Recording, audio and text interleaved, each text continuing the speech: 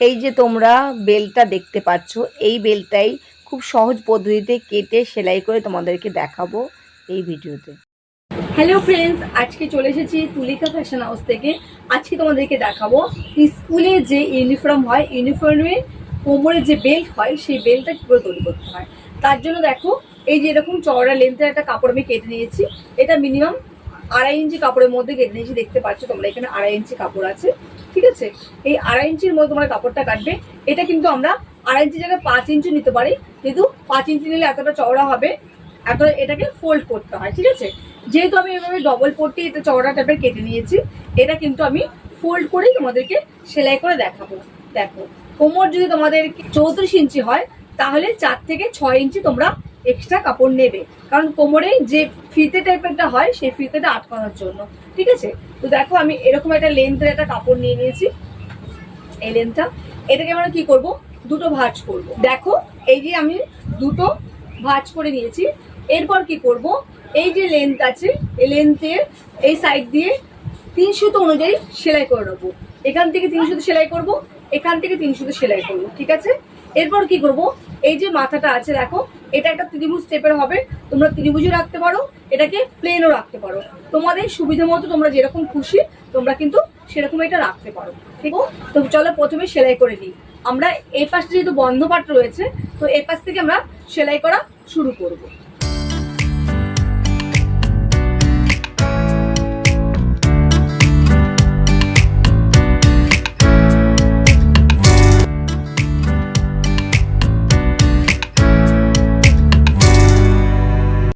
তারপরে আবার এ পাশ থেকে সেলাই করব।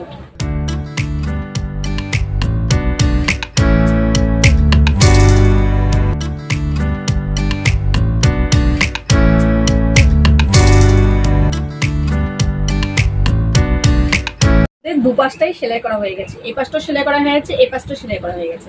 এবার আমরা কি করব, এটাকে যে এই যে ফ্রন্টের মাথার যে খোলা কাপড়টা ছিল, এই খোলা কাপড়টার দিকে এরকম দুটো ভাঁজ করব।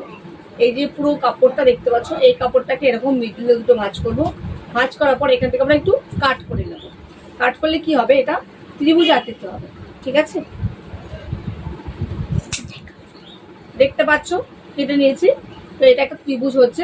যখন এটা ফোল্ড করব তখন এই সাইডটা সেলাই করব। এই যে কাপড়টা দেখতে পাচ্ছ, এই মাথাটা ধরে এরকম একটা আমি ডট করে নিয়েছি। তোমরা এই যে কোনো একটা মোটা আটি দিয়ে করতে পারো। এটার মাধ্যমে আমি এভাবে কাপড়টাকে উল্টিয়ে নেব।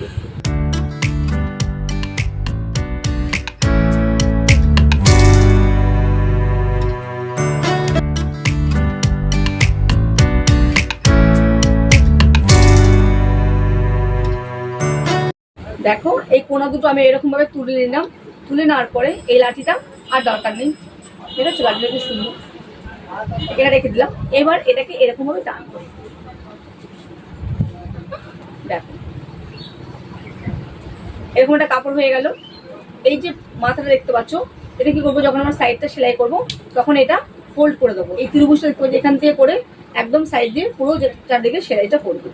এটা প্রথমে এরকম ভাঁজ, এটা প্রথমে এরকম ভাঁজ, এরকম রাখতে হবে। এটা এদিকে এরকম ভাঁজ, এটার মাথা ধরে এটা এরকম ভাঁজ, ওকে। আবার কি হবে, এটার মাথা ধরে এই যে এই লেভেল অনুযায়ী এরকম ভাঁজ, আবার এটাকে ফোল্ড করে দিয়ে এটা ভিতর দিকে ঢুকিয়ে এরকম ভাঁজ। চলো আমরা ফোল্ড অনুযায়ী সেলাই করে নিই।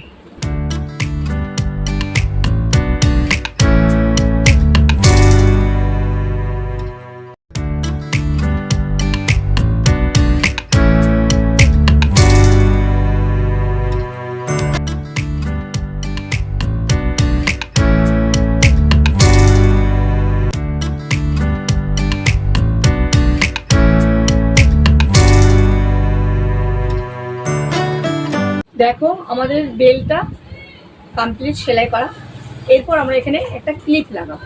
চলো কিভাবে ক্লিপ লাগাতে হয় তোমাদেরকে দেখাচ্ছি। তার জন্য দেখো, এরকম একটা ক্লিপ আছে, ক্লিপ ব্যবহার করতে হয়।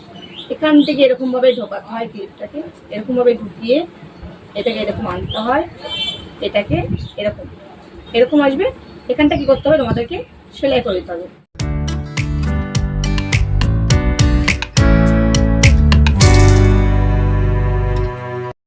দেখো, আমাদের বেল্ট সেলাই করা কমপ্লিট।